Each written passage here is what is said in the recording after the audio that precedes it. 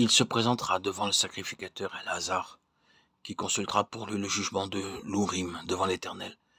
Et Josué et tous les enfants d'Israël avec lui et toute l'assemblée sortiront sur l'ordre d'Éléazar et entreront sur son ordre. Nombre 27-21. Aussi, après avoir offert le sacrifice pour l'expiation des péchés une fois par an, le peuple avait aussi le privilège d'entendre la voix de Dieu par le moyen de l'Ourim et du Toumim, par l'intermédiaire du souverain sacrificateur. Le souverain sacrificateur devait toujours être revêtu de 7 vêtements distincts. Tout d'abord, à même la peau, une merveilleuse robe blanche. Par-dessus cette robe blanche, une robe bleue avec des clochettes et des grenades brodées sur le bord tout autour. Sur la robe bleue se portait le merveilleux éphod aux 5 couleurs. Par-dessus l'éphod, on revêtait le pectoral en pendentif sur la poitrine avec 12 pierres très précieuses. Par derrière ce pectoral se trouvaient ces 2 objets, l'Ourim et le Toumim.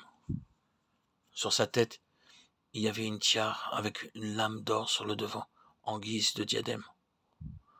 Au moyen de ces 2 objets appelés Ourim et Toumim, situés derrière le pectoral, le souverain sacrificateur pouvait entendre la voix de Dieu et répondre aux questions de ceux qui s'approchaient de lui pour connaître la volonté et le plan de Dieu.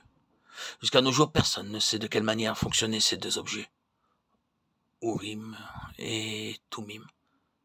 C'était l'unique moyen dont disposait le sacrificateur pour découvrir et discerner la pensée et la volonté de Dieu.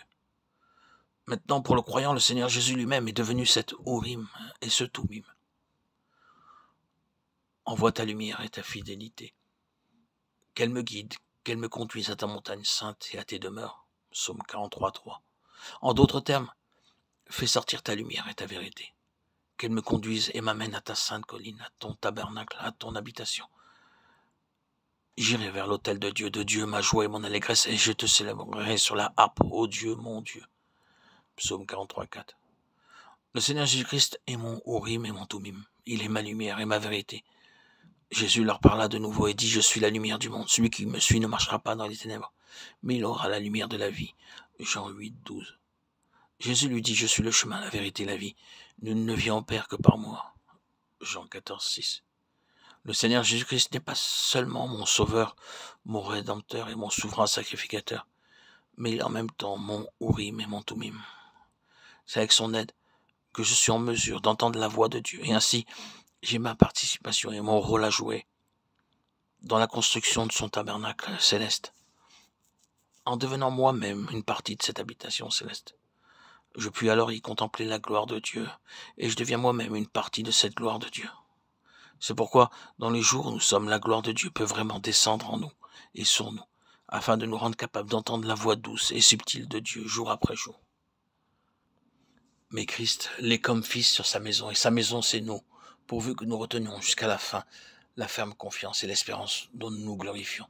C'est pourquoi, selon ce que dit le Saint-Esprit, aujourd'hui, si vous entendez sa voix, Hébreux 3:6-7.